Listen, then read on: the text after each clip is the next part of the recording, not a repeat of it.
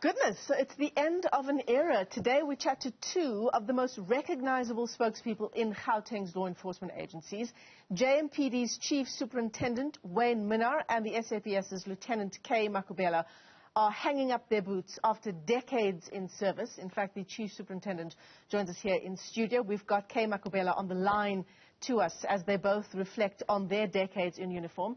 Wayne, it's great to see you this morning and not in your usual attire. Yes, well, it's nice to be out of uniform too, but I miss it. I miss the uniform. No, come just on, after Wayne. one day. It's been one day. Yes, indeed. You miss it? I miss the uniform. So, 40-odd years in service of the city.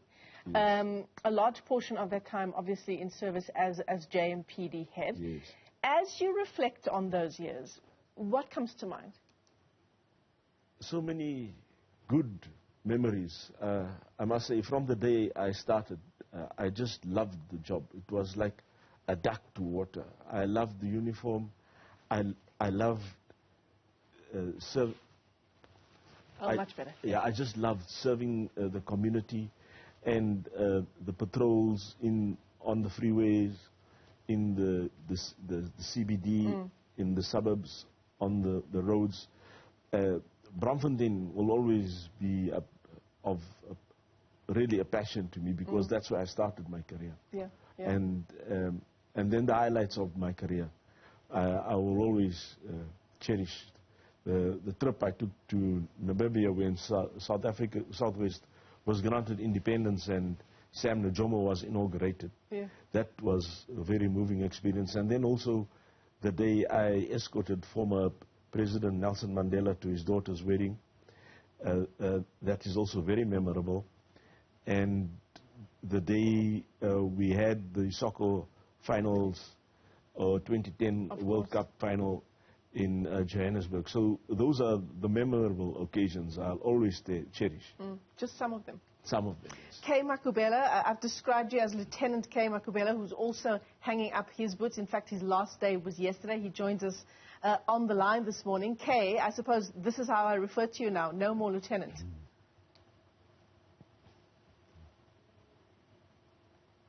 All right, just we're trying to connect to K. I think his line has gone on hold for just a moment. But Wayne, I want to bring the discussion back to us here in studio because, you know, the question, and I suppose the issue that many people won't understand about your job is that it is 24/7. Your phone, I mean, you'll tell me if this is true. Your phone is always on. Yes, and that is a very stressful factor about it. And due to that kind of function, I had to balance my life for the entire period that I was spokesperson of the JMPD, so that I could find a balance and also find some time to relax. But when there was an issue, a burning issue, yes, I had to respond. And when the media was involved, obviously, then I also had to be able to give the appropriate response. Yeah.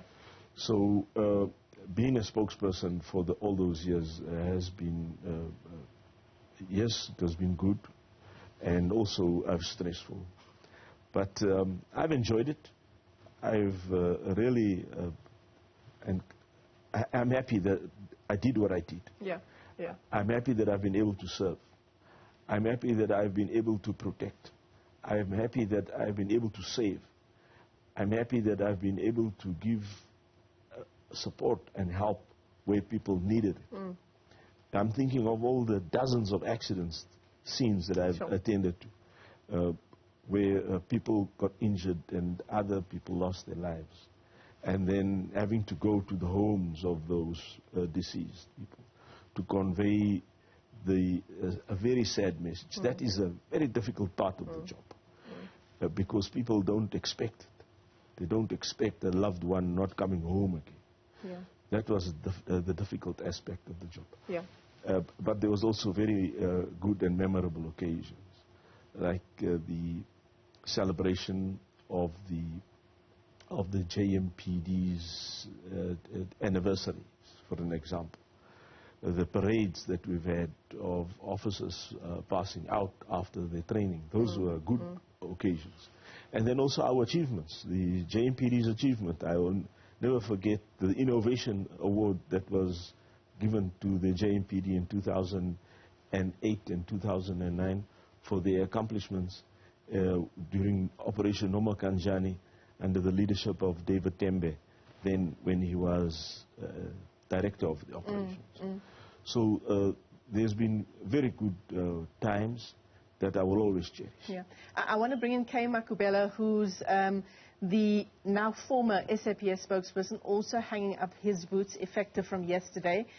Kay, you know, as we reflect on both your and Wayne's illustrious career, decades long, I mean, a lot of what must stand out for you as well, as Wayne has just described to us, are those difficult stories, those heartbreaking stories that you've had to convey to the media and at times to the families as well of the people involved.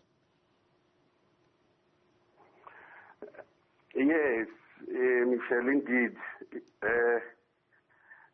We have worked well. It is great for me to work for the SAPS for my entire life, and I feel that SAPS is my home, and because we had experienced a lot of things in the organization, and I'm proud to be associated with this blue uniform. Yeah. And yes, there were some things which one can remember when you are still at work and what happened. Particularly, I only won't forget when I was shot, and that was the time I thought it's end of my career, it's end of my life, but I get up and continue and serve the SAPS. When did that happen, Kay? Give us some context to what you've just said to us. Yeah, it happened 1995, December. And we were actually tracing the syndicate of frauders who were doing fraud in Gauteng. And we found that they were in Jimistin, they were in Soweto, they were all over Gauteng. And when we arrested some of them, they followed us and they ambushed us. And it happened between Orlando Stadium and Newzroom. It was a hell of a shooting, and I found myself on the open field there. But it was a miracle because the same suspects, they came and picked me up, put me in the Kumbi, drove off with me, asked me where do I want them to take me to. And I just told them that anywhere where you think you can take me to, it's fine.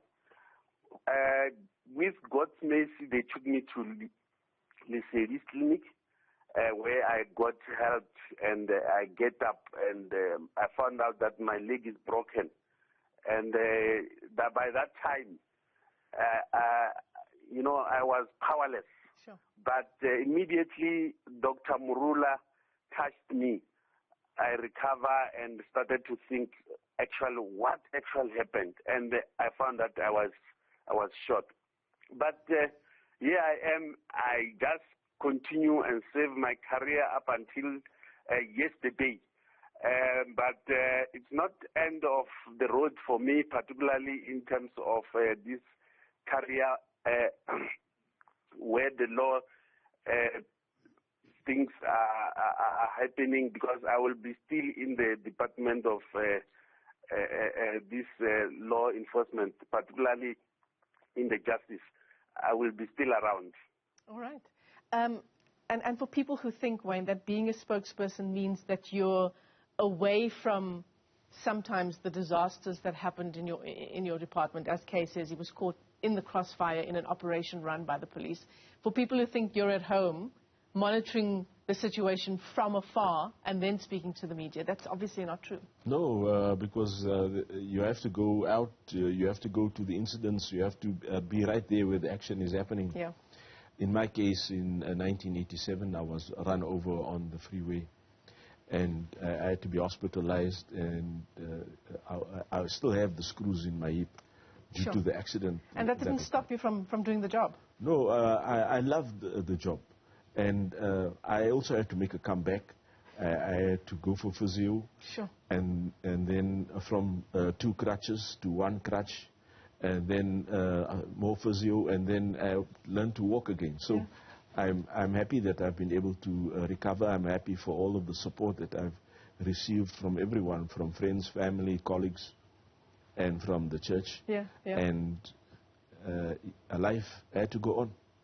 I have a question here from Benjamin insofar as the fanless derbies are concerned. You've obviously worked in part with the derbies before, where we've had thousands, tens upon thousands of people at the stadiums. What's your take on the fanless derbies when you've worked so much of crowd control in the past?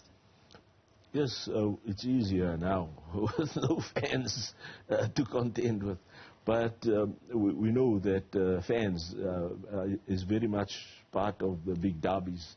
And it was always very much an enjoyable and a sporting occasion at the FNB Stadium. I will always remember those wonderful occasions. But yes, we hope that we will be able to return to a full FNB Stadium again, yeah.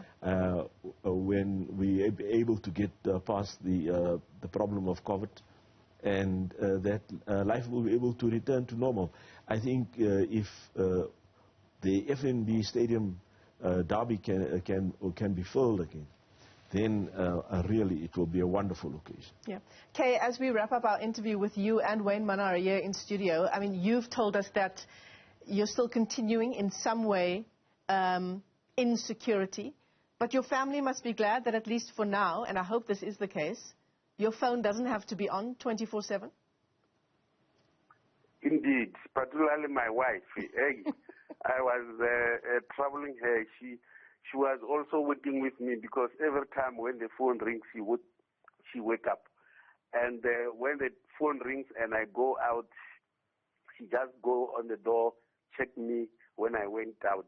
So it's a relief to her, yeah. Because even if I continue with the security cluster, it won't be the same. It won't be like the way I used to work, because you Michelle, you used to call me at night and say, "Hey, wake up." And I have to run and see where it is happening. I remember sometimes in Dobsonville, we were running like a headless chicken due to the shooting which took place. But I think it is a relief now, because I will be out of this uniform. Yeah. Though it's my home, I still say that this is my home. Yeah, yeah. Actually, after this interview, Kay, you can go ahead and put your phone right off. When you and I have also spoken in the early hours of the morning, weekends, late at night. Yes, I mean, you know, as a spokesperson, you have to be able to respond at odd hours. And I think I'm going to miss it. I will take a break, and I will also be able to do duty again in another capacity.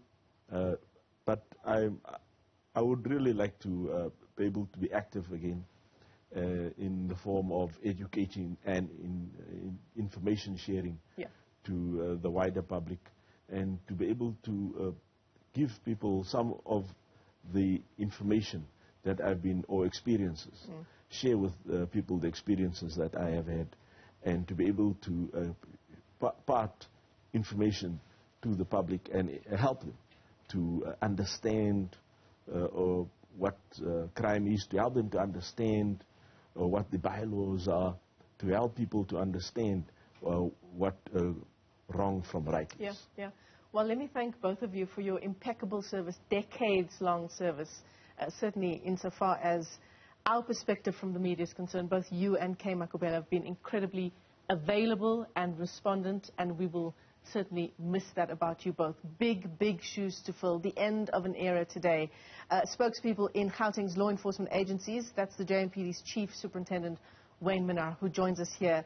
In studio, the SAPS's Lieutenant K. Macabella, both of them hanging up their boots after decades of service.